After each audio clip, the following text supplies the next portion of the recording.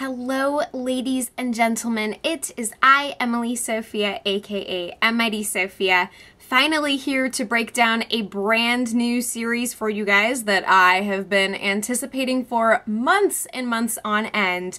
We are getting into Season 1, Episode 1 of American Gods on Stars, and the episode is entitled The Bone Orchard. So, this review is going to be spoiler-filled in that I am going to recap the events of the episode and kind of interweave my thoughts and analyses and reactions throughout. And I will begin by saying that yes, I have read the original novel upon which the show is based, so I am going to briefly mention some parallels to the novel and deviations as they arise. At no point am I going to start discussing spoilers that are far down the line into the novel, so I just want you guys to know that going in, kind of what to expect from me. And I hope that this review is good if you choose to stick around for it. So, let us begin. So this show was created by Michael Green and Brian Fuller, and our fantastical journey into America's supernaturally charged heartland, which was first penned by Neil Gaiman back in 2001, begins with a David Slade directed episode that follows the first two chapters of American Gods almost to the letter. It's pretty freaking uncanny, and I can say that as a viewer now and a reader then, I was totally elated because things aligned so well, and there were certain scenes and exchanges in the book that I think came together better on screen, in fact, which is super freaking exciting. So back to the subject of David Slade, he oversaw the gorgeous grotesquerie on NBC's Hannibal as an executive producer and five-time director. He was responsible for directing the season 2 finale of Hannibal, which has kind of gone down in history on that show. But anyway, so we've got Brian Fuller, David Slade, two Hannibal veterans who are coming together with a crazy talented team who are breathing life into Neil Gaiman's super eclectic and sprawling tale of this brewing war between Old World and New World gods who are basically vying for America's soul. So we have these ancient mythological figures made manifest by their followers' belief in them, and they're struggling to get by as their worshippers start dying off over time and new generations start flocking to technology, media, the internet, and other outlets that are basically all personified in the show. People seeking entertainment, knowledge, belonging, meaning. They're not resorting to the same methods that they once used. So here in the midst of all this madness that we barely even understand yet ourselves as viewers is Shadow Moon, who is a character thrust headlong into extraordinary circumstances after enduring unimaginable loss. And really, there's no better time to take a walk on the wild side and explore faith than when your world is turned completely upside down. He has the opportunity to forge alliances with a whole host of hungry deities, some better off than others, all of whom are trying to eke out a living in the land of immigrants.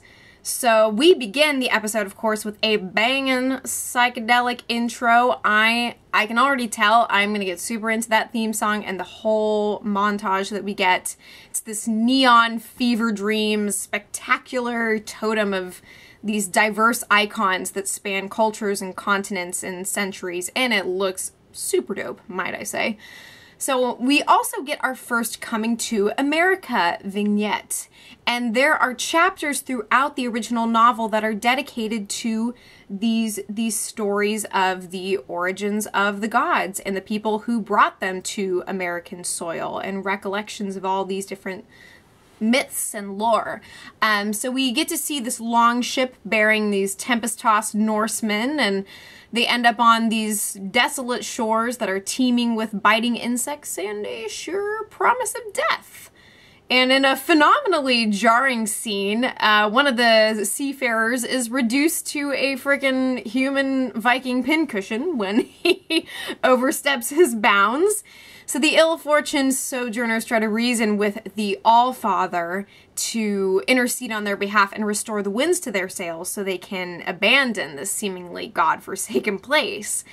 And the brutal bloodshed that they enact, surely enough, has the desired effect, for the All-Father is a deity who thrives on violence, and as it turns out, many of the old gods do.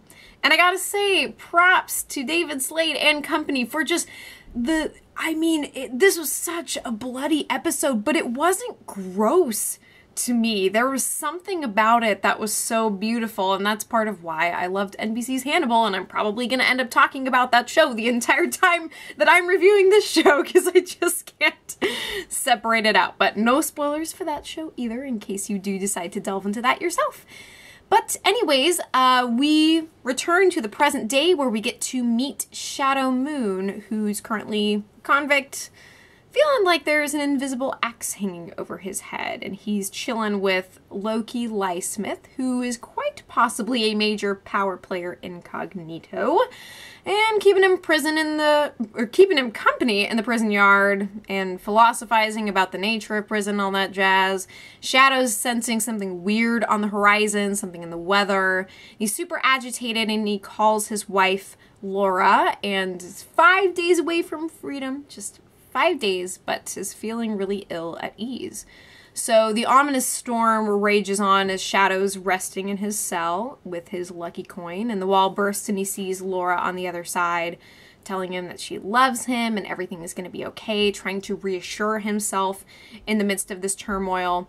And that's when all of a sudden he finds himself in a frickin' forest of bones, or perhaps, you know, the bone orchard, after which the episode is named. And there's this unnaturally colorful sky above him that's kind of reminiscent of like the astral plane from Legion on FX, which is another glorious show. Very visually audacious, I would say. But yeah, so all of a sudden the lifelike branches of some mystical tree strike him and drop a noose after drawing some of his blood. So if that ain't an ill omen, then I don't freaking know what is. But he wakes up the next morning to find that he's being sprung early. Congratulations.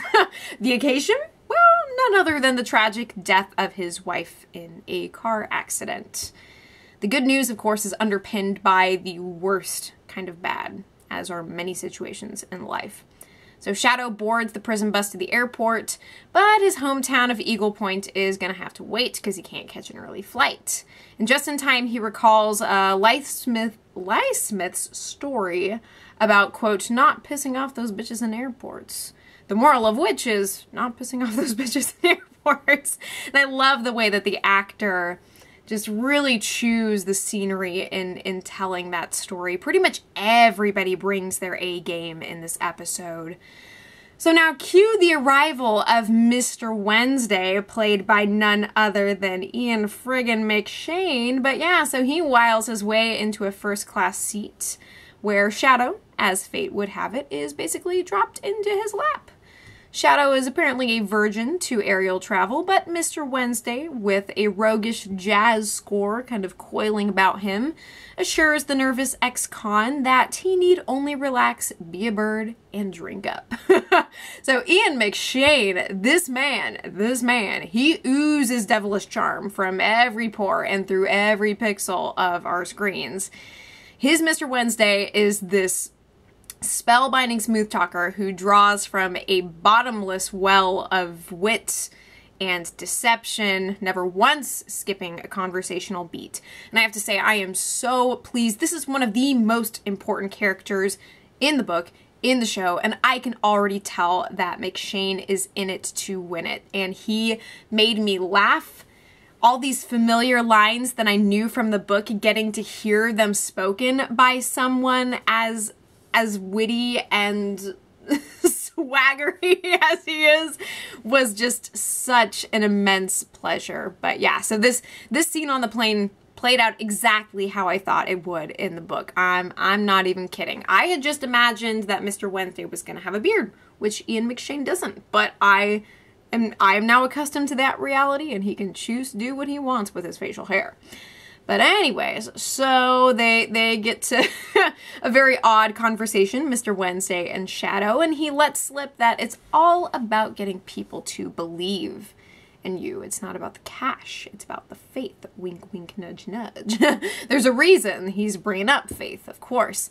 It's faith, apparently, that keeps them aloft, and not Newton and his insane laws, I guess. Shadow's intrigued, but a little bit taciturn when Mr. Wednesday decides to offer him totally legal and legitimate employment. He says by the end of his tenure, he could be the next king of America, which is basically what Mr. Wednesday considers himself. But Shadow's intent on walking the straight and narrow, for the short time being. So as he slips off to dreamland, the fearsome tree from his prison vision comes back to resplendent life, as does a buffalo with flaming eyes, which tells him to believe. Very, very specific and clear command, right? We'll see. So after the plane makes an emergency landing, Shadow picks up a car and heads to Shakamak State Park. I've never said that out loud, so I don't know if I pronounced that correctly, but he starts screaming into the heavens as the Everly Brothers Torture plays. And then the camera pans up to the cloud sky where somewhere in America is etched in black cursive. And I love the way that they're blending effects into this show. Everything just looks insanely good right now. This is when we are suddenly ripped away into Hollywood with Bilquis, who is the Queen of Sheba, goddess of love, a storied figure whose mystique is present in Muslim and Christian and Ethiopian holy texts, and who in Arab and Jewish mythology is construed as a half-human, half-demon witch who thrives on sexual worship. So Bilquis invites a worshiper into her chamber of love after an internet connection and physical date. And whoa baby, do things get physical in a way that if you had not read the book, I'm gonna wager a guess that you didn't see that coming. Unless you were keeping super up to date on all of the marketing and stories for American Gods before the show came out. But yeah, so Bilquis demands her suitor's body, his life, his soul, and absorbs him into herself as he sings her praises with the fervency of a religious zealot. And Yetide, the name of the actress who plays Bilquis, she gets to take on a pivotal role in a scene that's as much about sexual empowerment as it is, quote, a strange little horror movie for middle-aged white men, as Brian Fuller says, which I kind of adore. And this scene involves some pretty clever special effects. Instead of relying solely on CGI to make that work, there was a bed with a trap door for Bilquis's suitor to disappear into as she sated her appetite for intimacy and brought their tryst to a holy consummation. So yeah, that scene, I will never forget that in the book, and honestly, my mind's rendering of that was so traumatic. Like, the way that it was done in the show was really, can I say understated? Would that make absolutely no sense at all? Like, I just had a very weird way to envision that, and I was kind of seeing it from like a POV perspective of the guy who was getting shot up the vagina. So I really, really like this. It was not difficult to watch or lurid and gross. It was just cool and impressive. But anyway, so time for another iconic scene for readers of the book. And this one is set at a colorful location between St. Louis and Eagle Point, which is Jack's Crocodile Bar. And while relieving himself, Shadow finds that he is in Mr. Wednesday's midst yet again. But this time, Wednesday comes not only bearing a job, but some very, very bad news.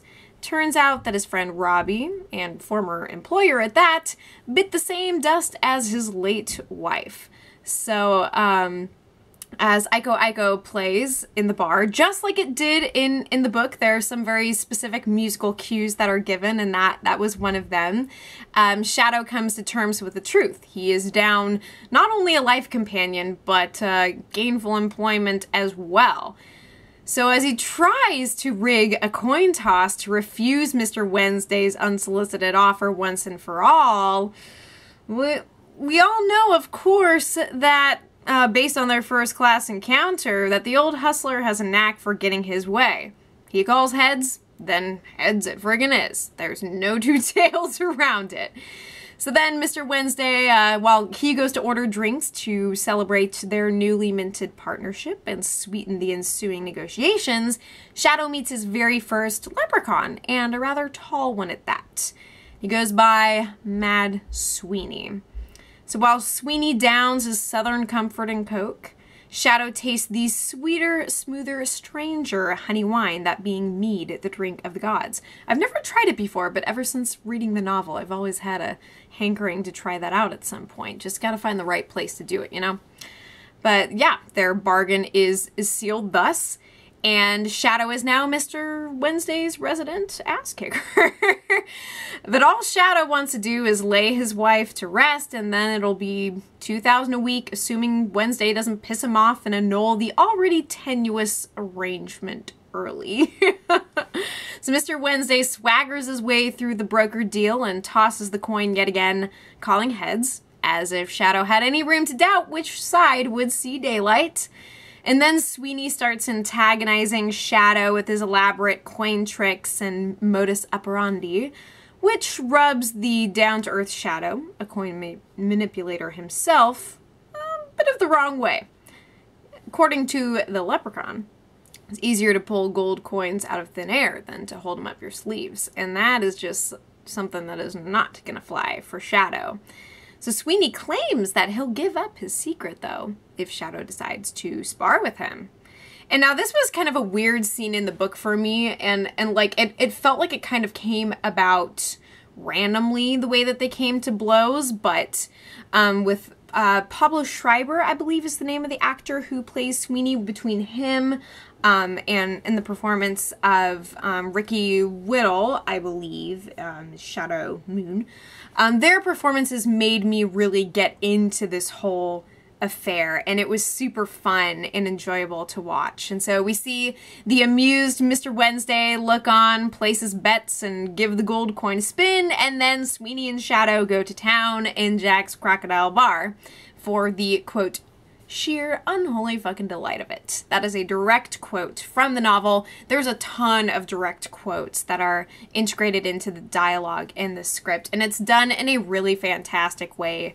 And it's even built upon too in ways that I think was just so enjoyable. Fuller is such an incredible writer, and his talent just bleeds through in every possible way in this episode.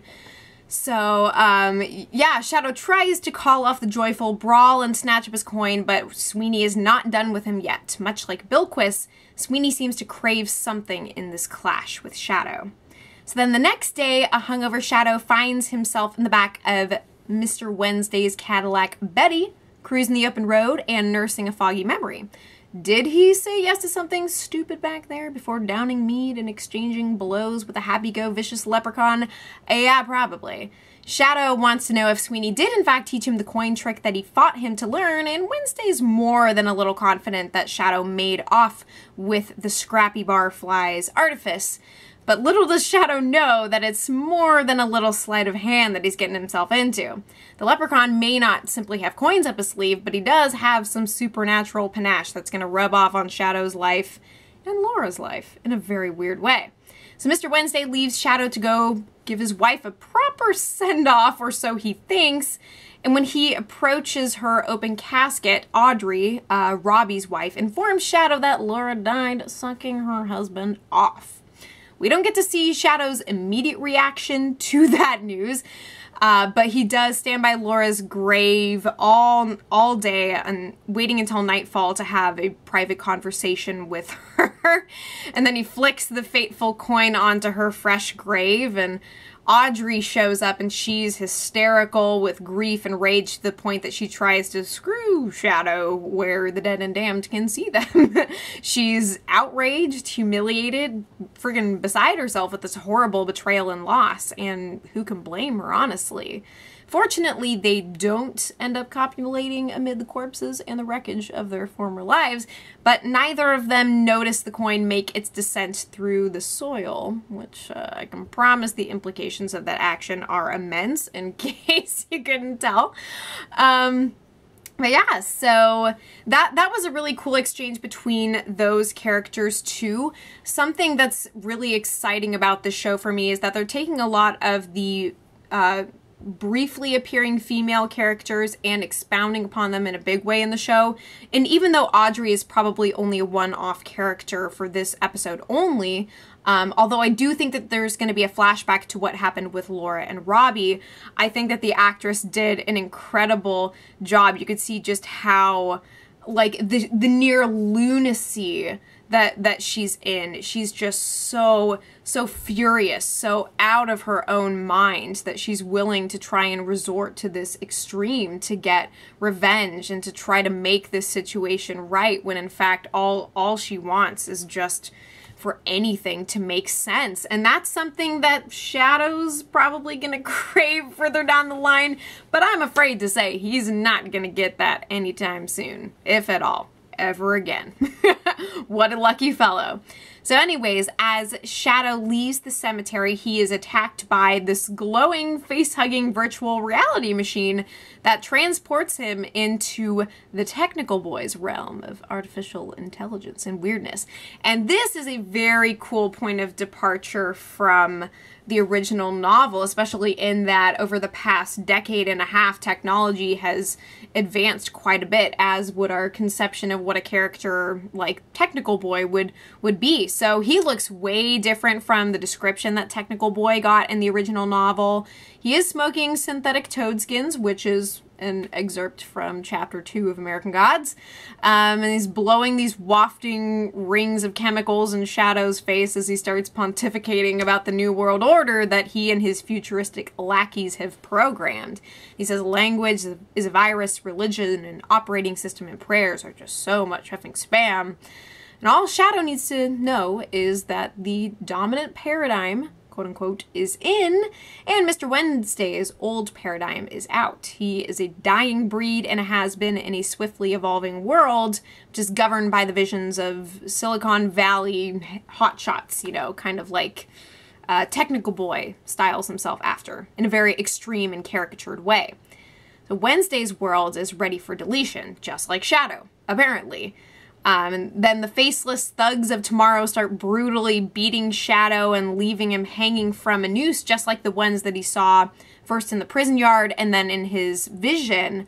But then it snaps and then the thugs explode, and that is way different from what happens in the novel, him getting out of his cab and stumbling back to meet up with Mr. Wednesday. But no, au contraire, we get this crazy, the second major bloodbath that we've gotten in this episode, again courtesy of David Slade. I think he was a driving force behind having all of that, but it's just so pretty the way it's done. Yes, it's visceral and insane, but I honestly couldn't look away because of just how beautifully wrought it is and hyper stylized, and it wasn't something that bothered me, honestly. And it excites me that they can portray violence in these very different manners from what you would see in many other shows and films. And that's where we end up in this single episode. I'm going to tell you there are some incredible characters yet to come that you are going to love to meet. You are going to love to meet Mr. Nancy. You are going to love to meet Media. You are going to love to officially meet Laura Moon, who is going to play an even bigger role in the show than she did in the book. There's a lot to look forward to, a lot to sink our teeth into.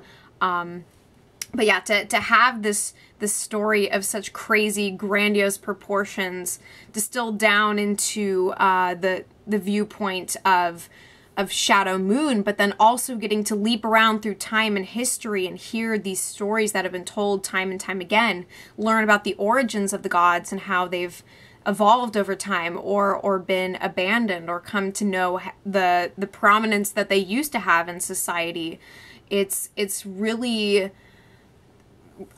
there's so many adjectives that I can use, and it's amazing. It's amazing. I know that's, yeah.